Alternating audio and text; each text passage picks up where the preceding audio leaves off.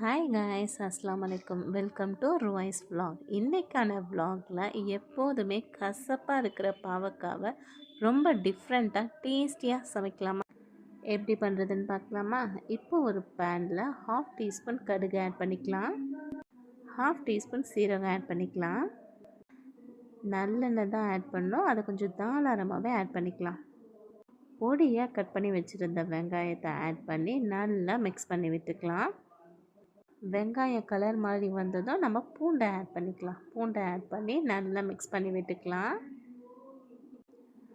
நல்லா மிக்ஸ் பண்ணி விட்டுட்டு இதில் நம்ம இறாலும் கருவேப்பிலையும் ஆட் பண்ணி நல்லா மிக்ஸ் பண்ணி விட்டுக்கலாம். வெஜிடேரியனாக இருந்தால் இறாலை ஸ்கிப் பண்ணிக்கோங்க. இறால் சேர்த்து செய்யும்போது ஃப்ளேவர்ஃபுல்லாக சூப்பராகவே இருக்கும்.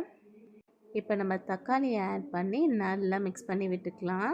தேவையான அளவு உப்பு சேர்த்து நல்லா மிக்ஸ் பண்ணி விட்டுக்கலாம். வெங்காயம் தக்காளி நல்லா மசிஞ்சு வரட்டும். இது நார்மலாக நம்ம ஃப்ரை பண்ணுற மாதிரி இல்லாமல் ஒரு தொக்கு மாதிரி நம்ம பண்ணுறோம். பெருங்காயம் ஆட் பண்ணி நல்லா மிக்ஸ் பண்ணி விட்டுக்கலாம்.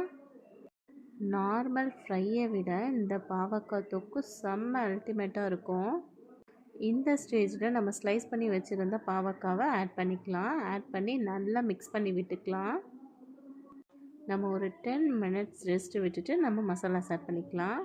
இந்த பாவக்கடை கலரில் மாதிரி லைட்டாக வெந்து வந்துடுச்சு. இந்த ஸ்டேஜில் நம்ம மசாலாஸ் ஆட் பண்ணிக்கலாம்.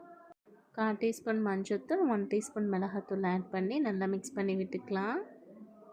நம்ம ஆல்ரெடி சால்ட் ஆட் பண்ணியிருக்கோம், பத்தலைன்னா அப்புறமா ஆட் பண்ணிக்கலாம். நல்லா மிக்ஸ் பண்ணி விட்டுட்டு ஒரு நெல்லிக்காய் சைஸ் புளியை கரைச்சி ஆட் பண்ணிக்கலாம்.